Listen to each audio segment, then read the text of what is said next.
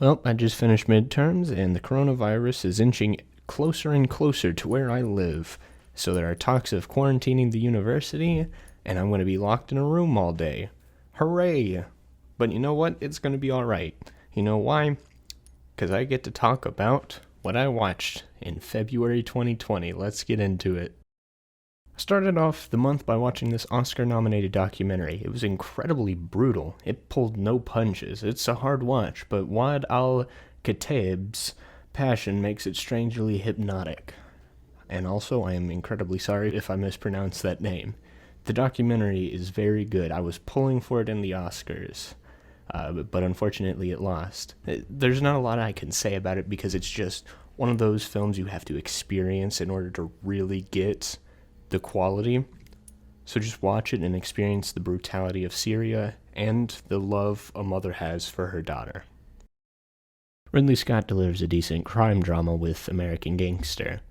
The cast does a good job here, and Denzel delivers once again a really good performance.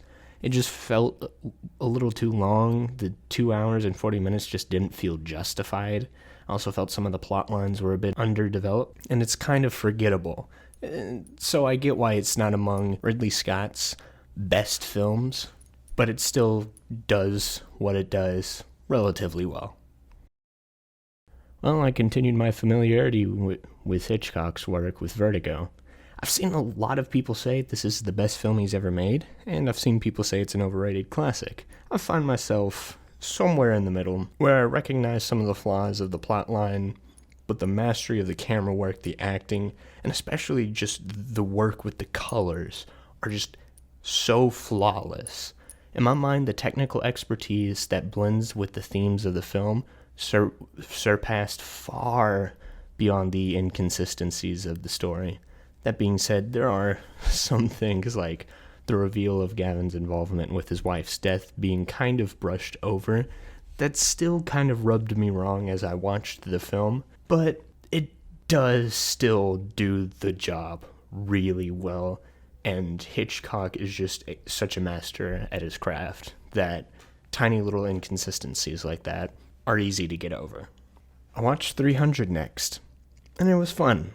This movie's like the embodiment of everything you think of when you think of a macho man. It's super stylized, super masculine, super violent film with a story of fighting injustice and even making a dent in the shell of evil being just as heroic as defeating it. However, in execution, it still plays out mostly like a mindless action film. There's some good stuff, good action here. It just comes off mostly soulless. Yeah, this is one of those love it or hate it films, and I kind of just thought it was mediocre. I get a lot of the concepts they were going for in this. It's just that the execution lacked for me. I'm down with the nonlinear story, and I like the idea of that highlighting Harley's mental instability, but having her deliver a 25-minute or so expository sidetrack to the story at hand does not work well for me for that idea. I'm not a fan of Harley being DC's version of Deadpool, so her whole character in this doesn't mesh well with me. It doesn't help that the other characters are severely underutilized and pretty underdeveloped. However, I did enjoy the last 20 minutes or so with the climactic fight between Birds of Prey and Black Mask. The choreography and the stunts were mostly good. However, there were some stuntmen who were a little too accommodating to some of the misses or whiffed choreography or stunt work or whatever you want to call it. But we also just got to see what we were promised. Birds of Prey fighting Black Mask. We actually get to see Roman Sionis put on the Black Mask. We actually get to see the Birds of Prey coming together to fight bad guys. Everything before that just didn't feel like those characters. Those characters didn't really feel like the characters they were going for. Black Mask didn't feel like Black Mask. Black Canary didn't feel like Black Canary. Cassandra Cain never felt like Cassandra Cain. And just someone who is familiar with the comics and enjoys a lot of superhero media and has familiarized himself with a lot of what's going on, but I don't claim to be an expert. This just didn't work for me because the characters didn't feel like the characters that I knew of. And when making an adaptation, it's very important for me for the characters to at least feel like the characters they're going for. I've become a big fan of S. Craig Zahler recently. I loved Brawl and Cell Block 99, and I liked Dragged Across Concrete, but Bone Tomahawk is probably my favorite film from him.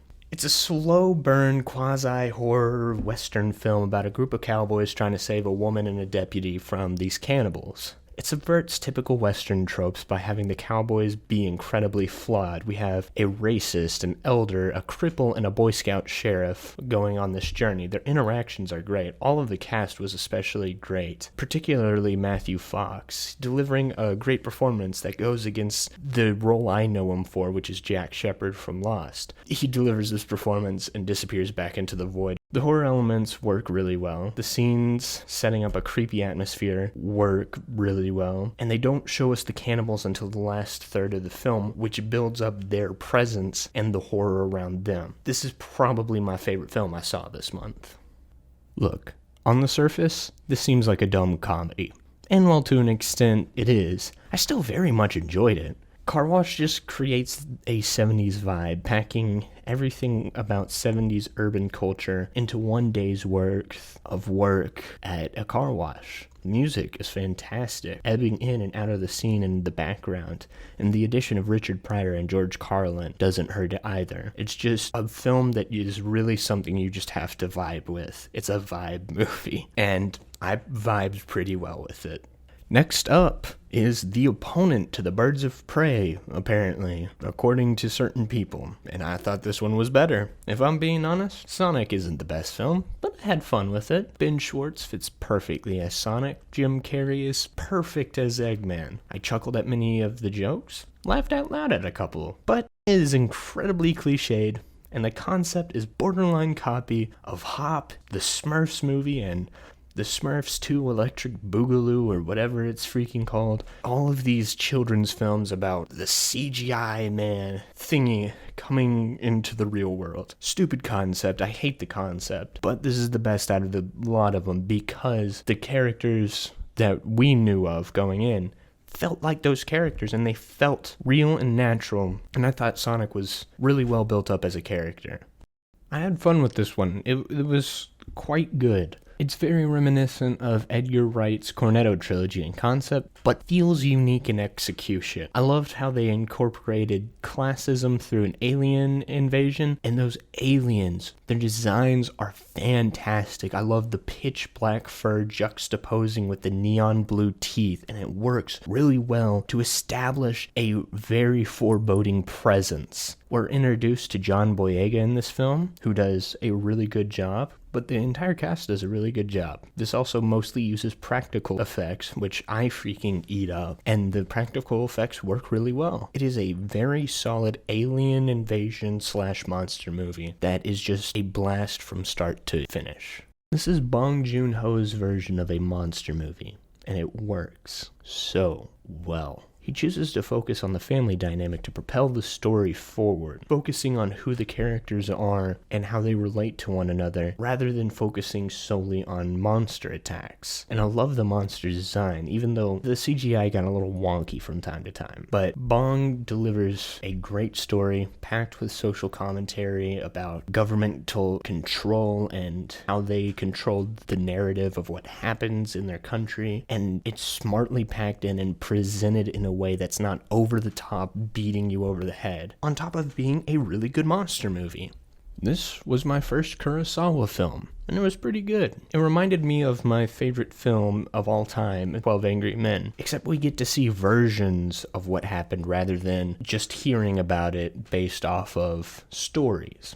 It's an interesting take on the subjectivity of human truth and the innate selfishness of humanity, while also providing a little bit of hope at the end of the film. It moved a bit too slowly for me, but nonetheless, it's just such an interesting deep dive into how we as humans see events from our past, looking back at it, where we try to present ourselves in a good light rather than seeing it in a way that it actually happened.